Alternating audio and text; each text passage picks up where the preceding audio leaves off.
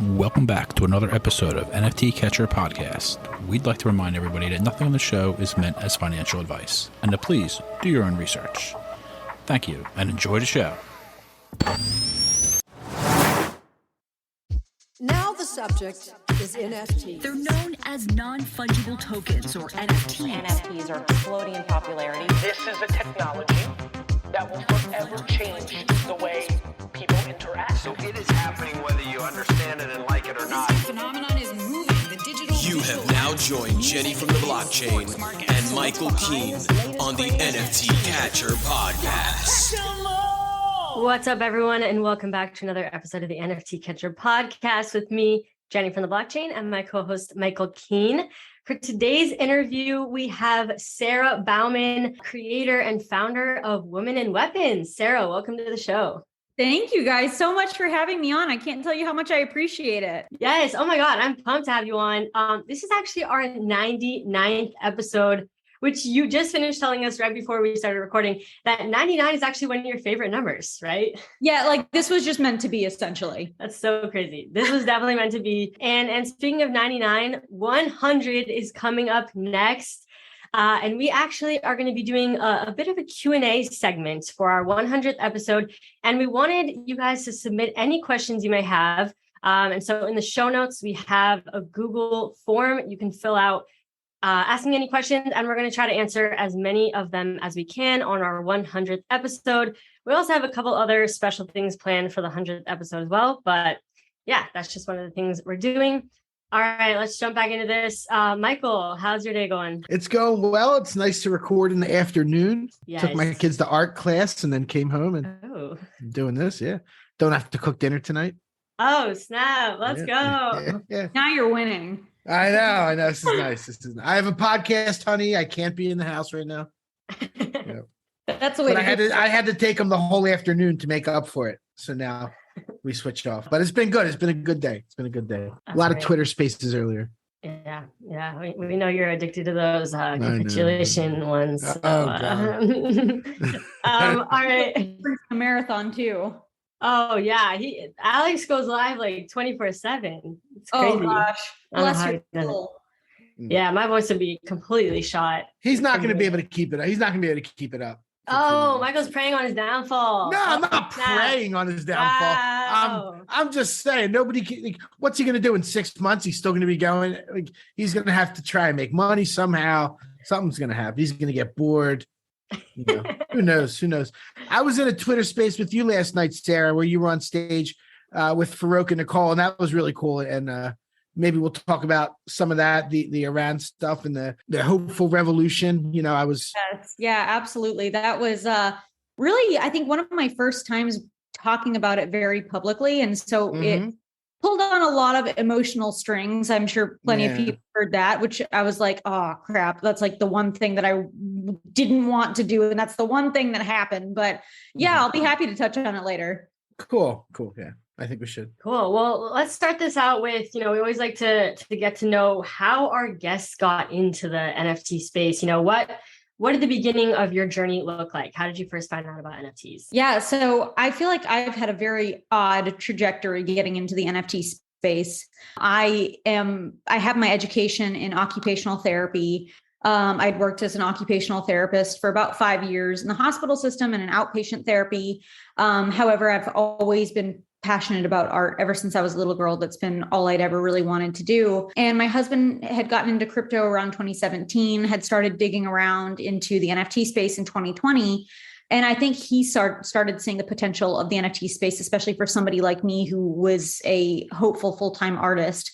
And so he kind of kept nudging me like, you need to look into this. You really need to look into this. Do your homework on it. And of course, it took a few dips into it to finally start like letting it marinate in my brain. And after a few dips in and getting to know the community and getting kind of to realize the possibilities, especially for artists, I was totally sold into it. And so I want to say like maybe around early summer of 2020 is whenever I started getting into the NFT space and minted my original 10-piece Women in Weapons collection onto OpenSea, onto the blockchain. And then the story kind of gets crazier when Gary Vaynerchuk purchases 3 of my original pieces, and the rest of them sell out in 45 seconds while I'm working in the hospital. So I'm trying to manage a patient while my Twitter is going bonkers on my Apple Watch. And I feel like that was definitely like the turning point of what changed my life and what kind of allowed me to delve into the NFT space and into the art world full time. Dang, that's crazy. I did not know that like at all. Yeah, it's been a very wild ride. That is for sure.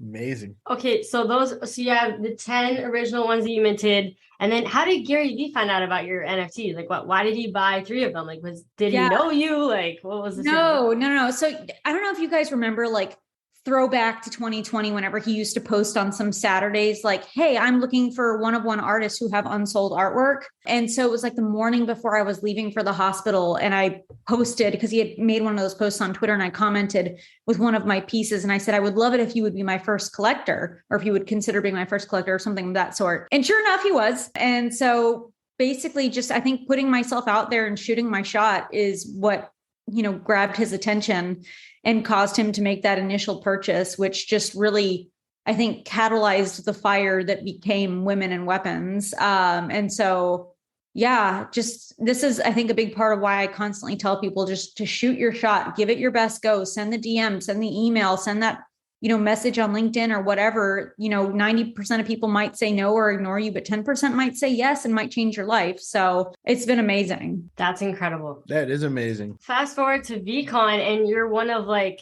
the featured projects that has like a booth and everything. That is just so wild, which we definitely have to get into. But okay, so then when did you make your actual 10K collection Women and Weapons project? Yeah, so I had actually started working on the 10,000 piece collection before Gary made the purchase of, those 3 original Women and Weapons. Kind of started working on something that was a little bit more purpose built for the space, recognizing that that's a lot more of what was in the space. And so I had started it, but was working on it very slowly. And then when Gary made his purchase, I think that was a very strong tap on the shoulder to light a fire under my butt and get going on it. So I really wanted to work with that momentum. And so he purchased, I want to say in August or so. And on October 23rd of 2020 was whenever we officially minted the 10,000 piece collection. So it was not a massive time frame. It was basically me working in the hospital, like basically 9-hour days, coming home and then drawing for an additional 5 to 6 hours to get the collection knocked out. That's crazy. Yeah, it was a whirlwind. That's for darn sure. But you know what? Whenever you feel it and something feels like it's a little bit magical, you have to run with it. That's so true. Yeah, you gotta, and I think the adrenaline too, helps keep you going. You're it's exciting times. You're working on, obviously you have your main job, you're working on your passion, your side hustle. And I'm sure now you don't work at the hospital, right? Now NFTs is your full-time thing. Mm-hmm. Yep. Exactly. I continued working in the hospital until January of 2021. Because my mom literally was like, well, first and foremost, I went into healthcare initially because my mom was like, your choices in life are to be doctor, lawyer, or engineer, or, I excommunicate you basically. Oh, dang.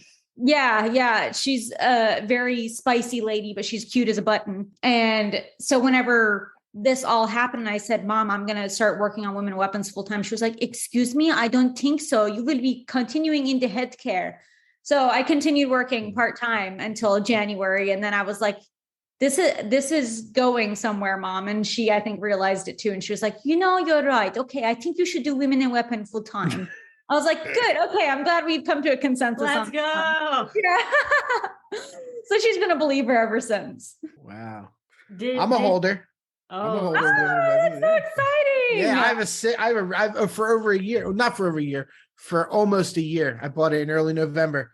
I have one with a gold, a dagger with gold brass knuckles. Really nice. Nice. Yeah. Anything gold is basically one of my favorite pieces. Yeah. Good. That's good to know. So the Iranian and me. There's none listed. There's only the only one listed with that weapon is for 3,000 ETH. The only one listed. Oh my gosh, that is yeah, weird. That was a really cool stat. I'm glad you just threw that out there. That was a lot of fun. Yeah. Cool. That's amazing. Yep. I'm sorry if I keep cutting Jennifer off. I just wanted to throw that No, in there. no, you're good. You can go Cool. for it. You can go Yeah. for it. No, a bunch of us at NFT Catcher were buying them. Though Nikki and Casey, the two ladies I work with, they bought them too. So it's we're big fans from the beginning. You know what that means? That just means that we're continuing on the saga of having wonderful humans as a part of our community. So we appreciate that truly. Cool. Love it. Yeah. So the art is very interesting because, it's a bunch of women and then there's a bunch of different weapons that they're holding. Yes. And, it definitely seems like, okay, there's some type of deeper meaning to this. I'd love if you can kind of explain, the meaning behind the art, your inspiration behind the art, why you chose this style. So I think with me, I'm the type of person who has a tendency to process and think quite often in pictures instead of words. And basically, I had come across an art exhibition by Shireen Nashat. She's an Iranian artist. And she really portrays the dichotomy of what men versus women experience in Iran. And it kind of got my gears turning. And I came across some ads from the mid-century, like the 40s through the 50s, that really put women down. I don't know if you've seen any of the ads, but there's one where there's a woman with her head on the floor and there's a guy's shoe on top of her head. And it says, show her who's boss or keep her where she belongs. There's one of a guy that's spanking his wife because she brought home the wrong type of coffee. And so there was just a lot of, very much of putting women down in that mid-century era, which I thought was so intriguing because women really stepped up to the plate whenever, the men were at war in World War II. A lot of women came and started working in the factories, building ammunitions, building basically anything that was needed for war at that time. And that was a big part of what kind of spurred on women and weapons. And so I kind of wanted to flip those ads of the mid-century on their head and instead make these women appear powerful while also kind of giving a little bit of a nod to that World War II era weaponry, but also utilizing the weaponry as the symbols of the weapons and the metaphors of the weapons that women carry into their everyday. I did also think that it would open up a lot of opportunities for dialogue for people. One being that the title of the collection is jarring, being women and weapons. And two, the responses that people get from seeing the imagery, whether it's a positive or negative response, I think catalyzes a conversation. And I think ultimately conversation is what creates cultural change. And so I think that there's a lot of opportunities conversationally to be had regarding women and weapons for equity with women. Why does this jar you seeing a woman holding this, but it doesn't seeing a man holding this, and so on and so forth.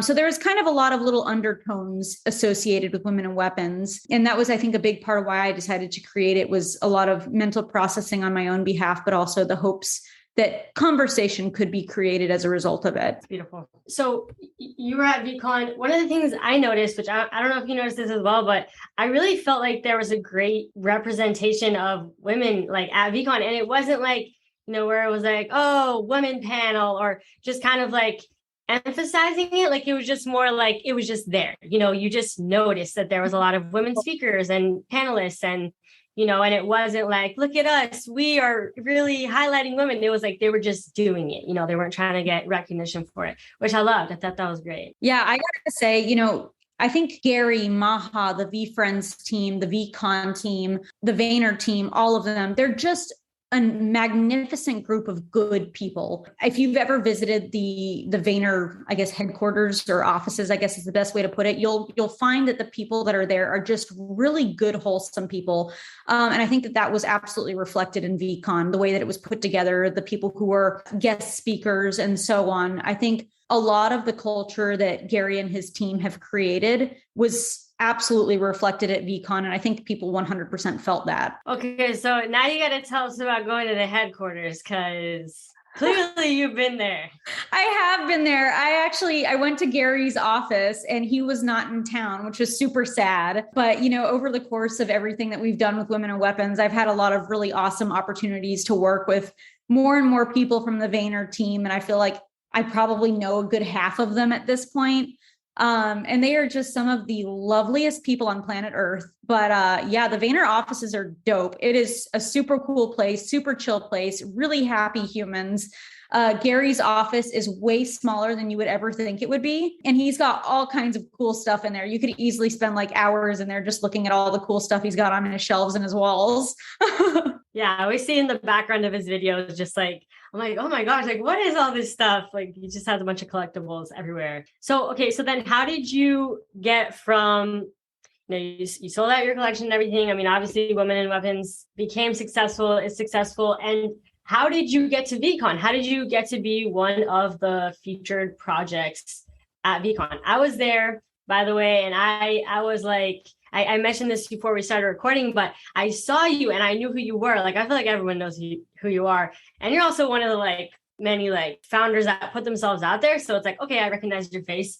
But there was a huge line for people like wanting to get your signature and everything. And I was like, oh my gosh, like I can't be waiting this long line, but it was really cool to see. Like there was a lot of people lining up to come meet you. But yeah, that still like feels really weird to hear, to be honest. I'm just like, I'm just a normal human, I swear. But yeah, actually what happened with VeeCon was really cool. The Vayner and VeeCon teams, including Maha herself, who she works with Gary very closely, they hand selected 8 of us projects to be a part of NFT Land, which was super awesome. So it was myself, Women in Weapons, Dead Fellas, CyberKong, Subducks, which I see in your background there, World of Women, Creature World. But yeah, there was a whole host of us, really, really, really awesome groups, artists, everybody. And it was an absolute blessing and a pleasure to be selected by them to be able to participate in that. And the way that we were able to really engage with our Women in Weapons community and some of the V Friends and Vayner communities,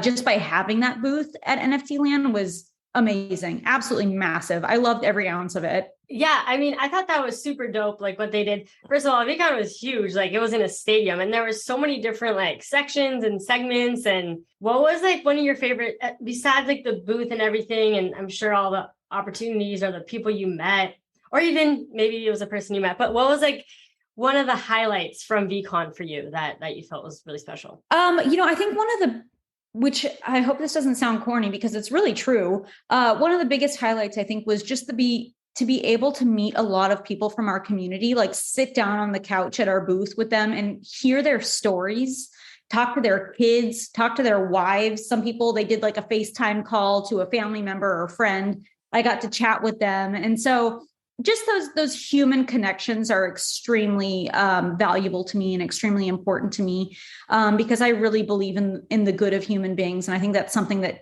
really fuels my fire as a human. But, outside of meeting our community, I think a lot of what just was really, really magnificent was being able to see so many of these people that I had been talking with, on Twitter Spaces and online and in Discord. And, I mean that as like, seeing you on stage was amazing. Seeing Farouk in real life was awesome. I mean, seeing Danny from Creature World, who's the sweetest human on planet Earth, was just the biggest blessing of all time. Just meeting people in real life and kind of getting to know them outside of social media was really nice. Yeah, we were talking about this a bit before, but you said you saw me on like the screen, like kind of near the main stage. One of my panels. Girl, no, I was in the crowd watching you. I was sitting like in the chairs. I moderated 5 panels at VeeCon. So it was like 3 days. First day 1, second day I did 2. That was the second day. And then Thursday, or the last day, the third day, I did 2. And one of them was on the main stage, which I was so nervous for.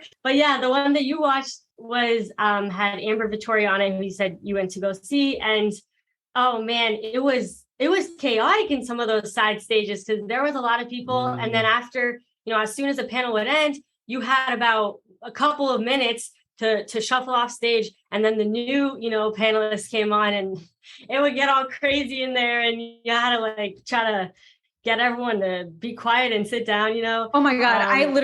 My husband and I, Jake, we absolutely loved watching you on stage, like getting the crowd to like calm down and everything. We were like, oh my God, she's an adorable firecracker. We freaking love her.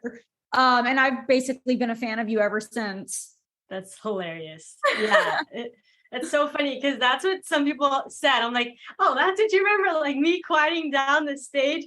But that's great. I think that's great. No, you commanded the stage. You had an exceptional presence. You were a wonderful host. So many, commending of you. Yeah, that's awesome. It was definitely like, oh man, it was so surreal. Like just meeting, other speakers and meeting people there, meeting Gary, like, and just, man, that was such an amazing experience.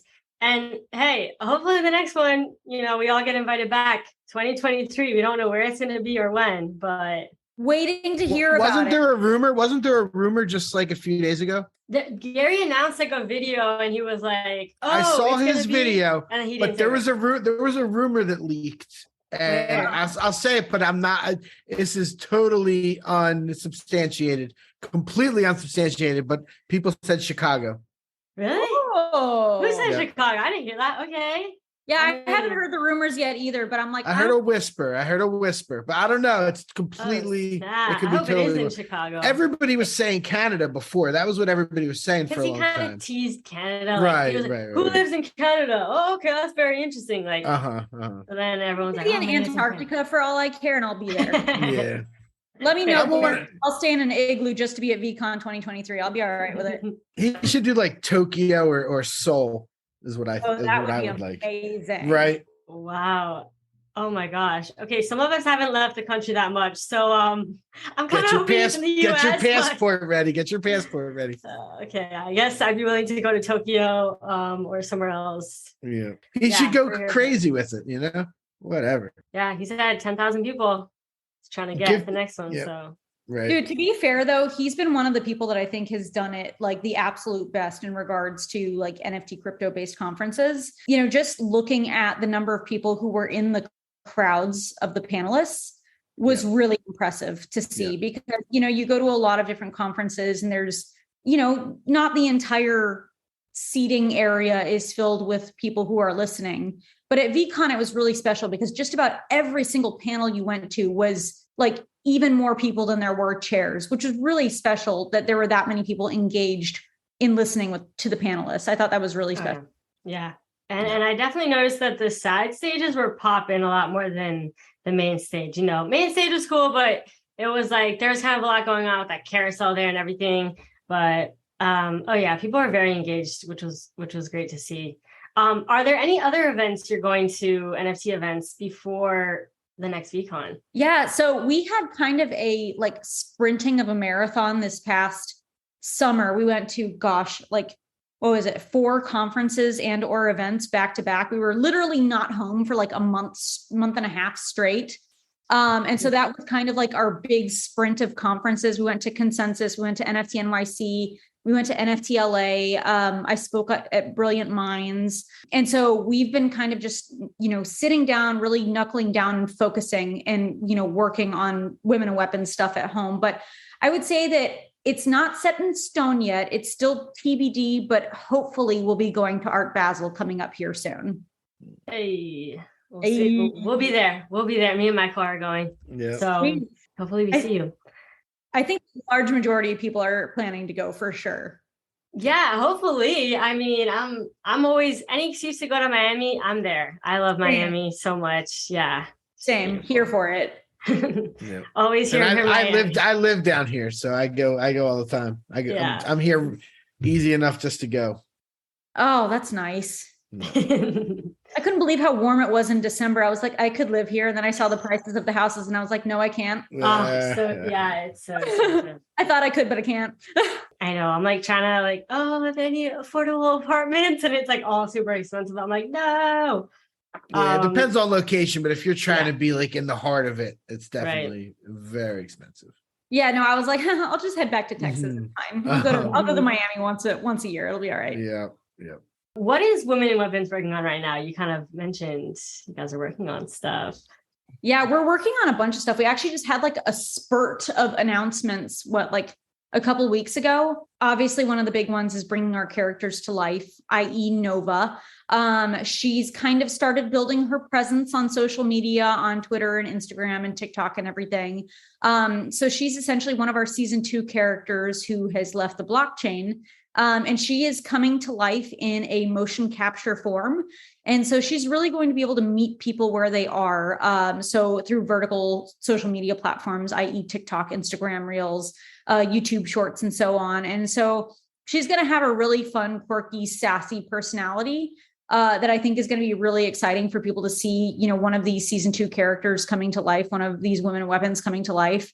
But we also just announced a partnership with Galaxy Fight Club. So we have a couple of our characters in the Galaxy Fight Club game. So people can basically go and play as a women and weapons character. You can, of course, learn more about that at the Galaxy Fight Club website. We also had a collaboration with the Phoenixes not too long ago. But right now, we're really focused on knuckling down and working heavily on Nova and a few other initiatives that people will be hearing more about coming up soon. Yeah, and Nova has purple hair, which is amazing.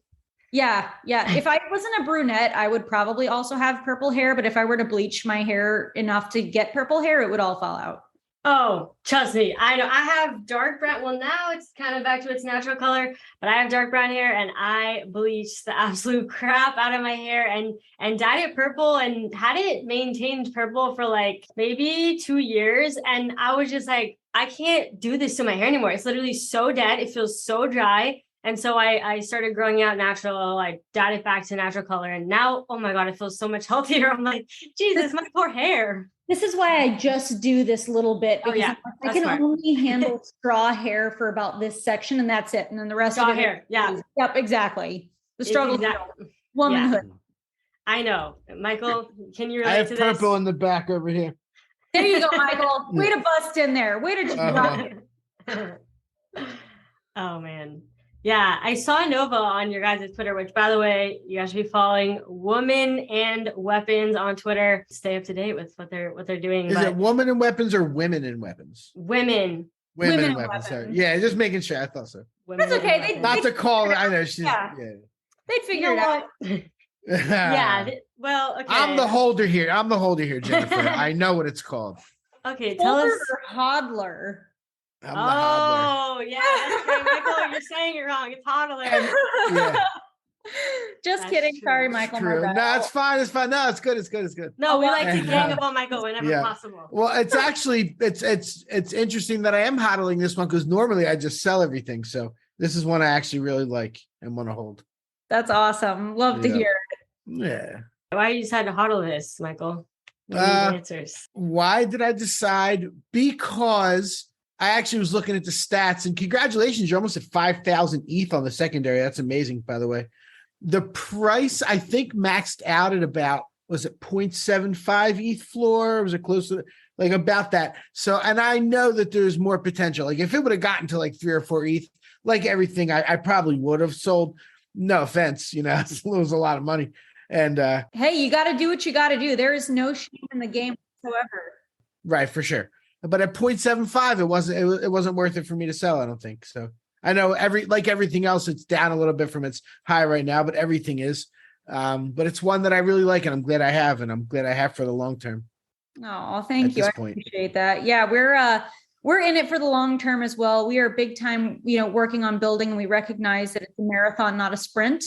So, we have a lot of ideas and a lot of plans that we just intend to continue building on at a very sustainable rate. That's awesome. Thank you.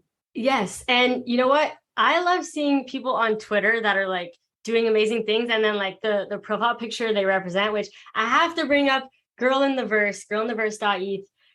She has a Women in Weapons PFP, and she always comes out with these like weekly crypto news update videos, which are just so amazing. She's in like a different setting every topic. I'm like, oh my God, she puts a lot of effort into these videos. And I reached out to her and I was like, you do an amazing job. Like, I love these videos. But yeah, like, do you know her? Or like, how did she start making videos with your guys' PFP? Is she just like a big fan of women and weapons? Yes. So, it's so funny. So we released our IP rights. Gosh, I want to say it was like, I don't even know how, I can't tell time in this space anymore, but I want to say it was like 4 or 5 months ago. And so she was like, can I use my Women Weapons as basically my persona for my podcast? Because I feel like she really embodies me. She looks like me. Like this is the energy that I'm trying to put out into the world. And I was like, yeah, girl, absolutely. Go for it. Live your best life. And I think ever since then, like, I've had an opportunity to see her at VeeCon, and her and I chit-chatted for a long time. And I've become a massive fan of her videos and her podcast and everything. I think she's just beyond brilliant and entertaining. And if there is anybody who is doing these quick quip, like, news flash videos the right way, it is most certainly her. I think she's a magnificent human. I retweet her on a regular basis, and I hope more and more people will continue to listen to the magic she's putting out in the world, because she's a precious human. How do we find her? Girl in the Verse? Yeah, her Twitter is girl_in_the_verse, VERSE.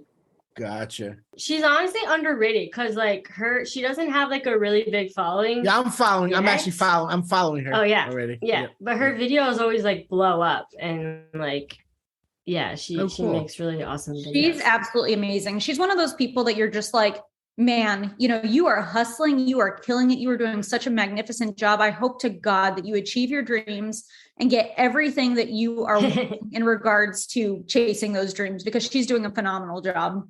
Oh, nice. Don't forget your lipstick podcast. Yes. Love it. Love it.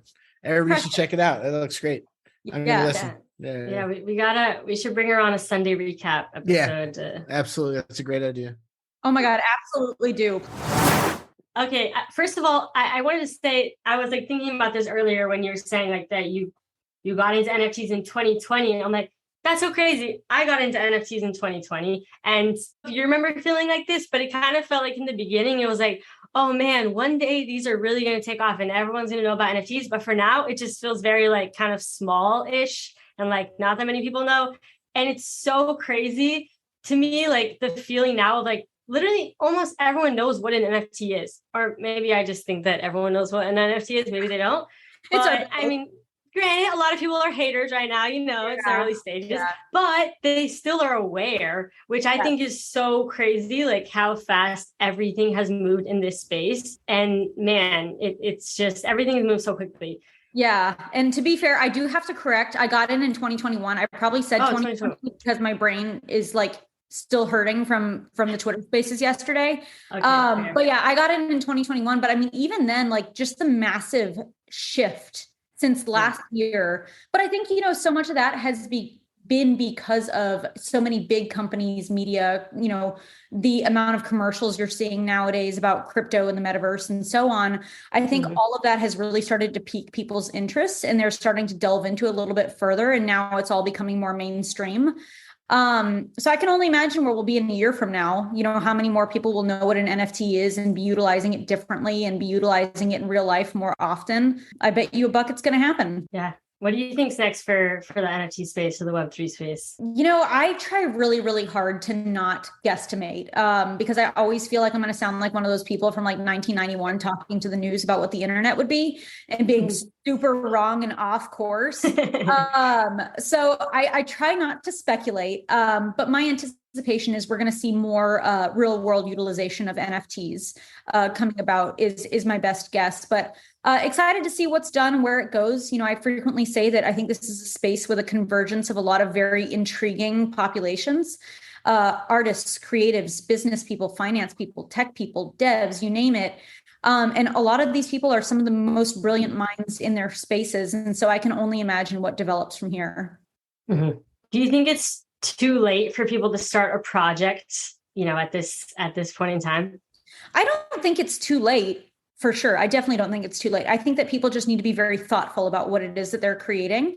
And, make sure that what it is that they're creating is something that is based off of a gap they might see in the market, a problem that needs to be solved, something that's new, something that's unique, something that's different.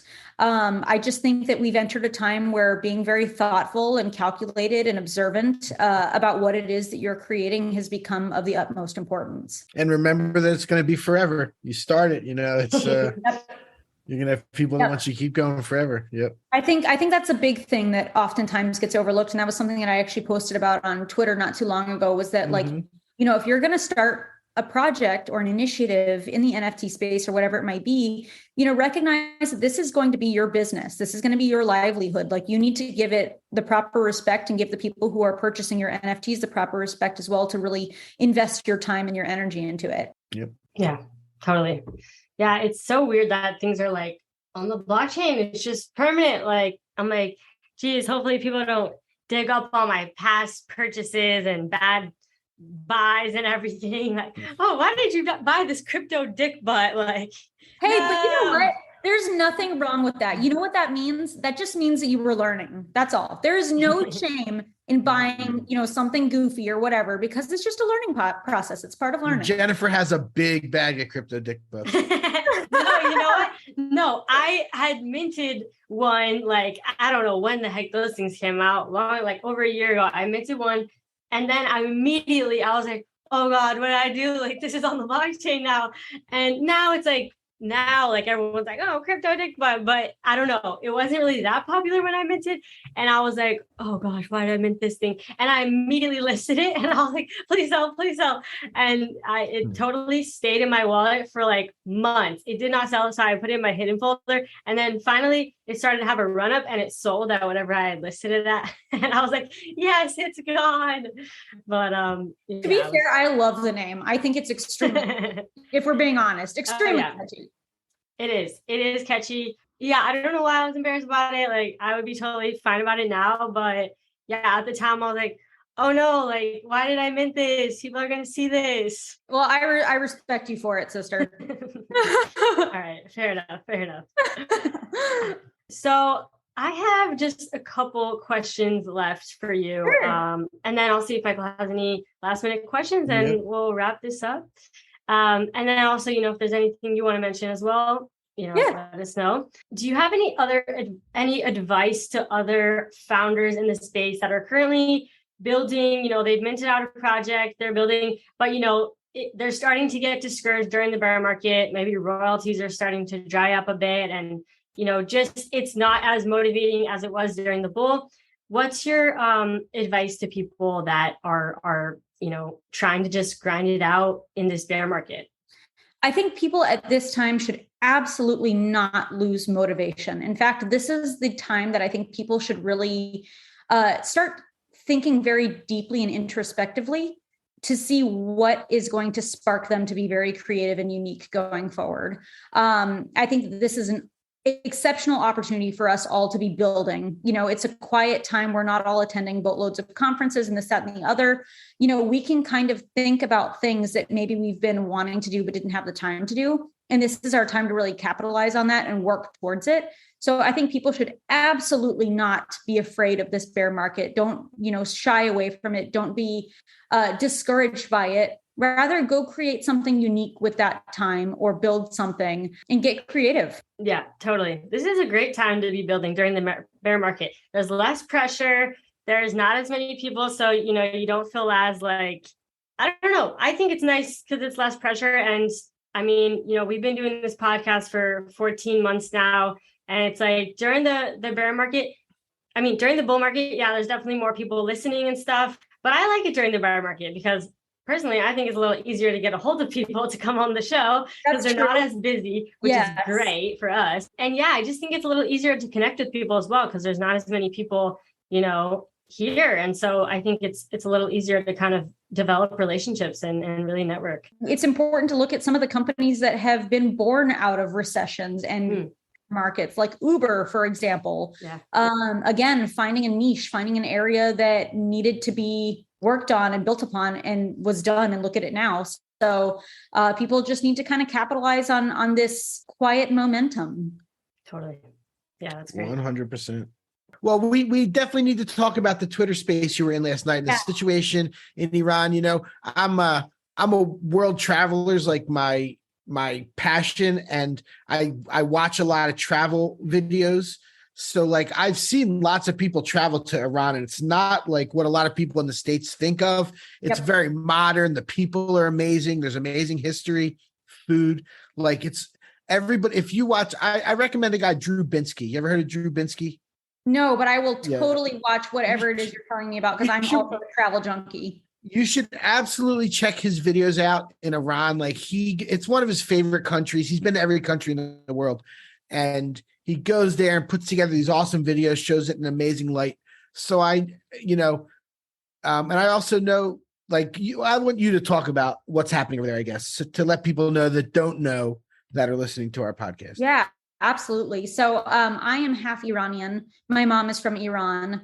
The majority of my family all still live there. I used to go back every 2 years from the time I was 8 months old until I was about, 16 or 17. And then it got much harder for me to go back because of my visa. But for the last 43 years, the Islamic regime has been basically the people who are over the country of Iran. In 1979, there was a revolution. And ever since this new regime came into power, there have been a lot of very oppressive laws that have been put into place, i.e. women have to wear a hijab, cover their hair. They have to wear like a long jacket, cover their body. There's a lot of really ridiculous rules, like it's illegal to have a dog. You can't drink alcohol. You can't eat pork. Men and women have to take separate buses. They have to use separate pools, separate salons, separate gyms. But on top of all that, there's a lot of also Baha'i people have been persecuted basically since this regime came into power. Same with the LGBTQIA community. And it's been extremely. And by persecuted, you mean killed. Like it's. Killed. Yeah. Absolutely. Right. For sure. And a lot of these punishments come in very unfortunate ways, such as stoning people to death. Right. And, I think most of us who have family in Iran or have been in Iran or anything have known somebody who's been injured or affected by the Bastigi, which is essentially the morality police or the police in Iran. We've had neighbors who had both of their tibia, which is your lower leg bone, fractured because their scarf was pulled too far back. We had to pay the police to get my cousin out of jail because he was taken to jail for really absurd reasons. But people have just nonstop been beaten, taken to jail, taken to these re-education camps, only to never be found again. They've disappeared. The government will bury them in these unmarked graves. Family will go find them, bury them for a family burial. The government will dig them back up and put them back in an unmarked grave and just basically cause chaos for a family. Well, I want to say close to a month ago, a 22-year-old Kurdish woman named Masa Jina Amini, she was basically met by the Bastigi while she was out because her scarf was pulled too far back. And she was taken to a re-education center. She was beaten so badly at this re-education center, she ended up in the ICU at the hospital and passed away 2 days later. And this is essentially what spurred off what initially was protest and is now truly a revolution in Iran. The people have just quite frankly had enough of being, put down by their government and not being allowed to just live like normal human beings. And that's, I think, what we really want the world to see is that Iranian people are not what is often portrayed in Western media, in films and television and so on. We're regular people. We like pizza. We like to dance. We like to listen to music and enjoy life. It's not what a lot of people see. And all the people in Iran truly want is freedom. And that's it. And to live a normal life. And, yesterday I was on that Twitter Spaces, and that's really what my call to action is for people to just continue to share what's happening there and not to let the media forget that this is happening, because, us raising our voices outside of Iran about what's happening gives the people who are driving this revolution in Iran power and energy to continue what they're doing. And that is so incredibly important. Yep. Yeah, that was a great Twitter space. I was really happy to catch that and be in that last night. And I think one of the most important things you said is the people of Iran are not what is portrayed here. I don't see a lot of news. I get my news on this on TikTok is where I see most of it, to be honest with you. Yeah. Iran has beautiful beaches. Before 1979, it was a very modern society. People in bikinis on the beach, from what I understand. And for sure. Skirts, dancing, you name it. People literally, I'd had patients in the past that had told me that, while they were working in another country in the Middle East, they would on the weekends go to Iran to have their party weekends there, right. But a lot of fun. And they talked about how amazing it was. Yeah. And that all changed in 79. It's been 43 years of oppression and the people are over it. I'm over it. I can't wait to be able to go back to Iran without it being a massive fight and just enjoy the beautiful place that is, essentially home. So I pray to God that this truly happens. But, what people can continue doing is just raising their voices about what's happening there and continuing to inform and educate people about what's happening in Iran right now. Yeah, for sure. People definitely need to know. And I'm glad you're talking about it. I could tell your passion, it's definitely really important and good stuff. Hopefully it's high time for another revolution over there.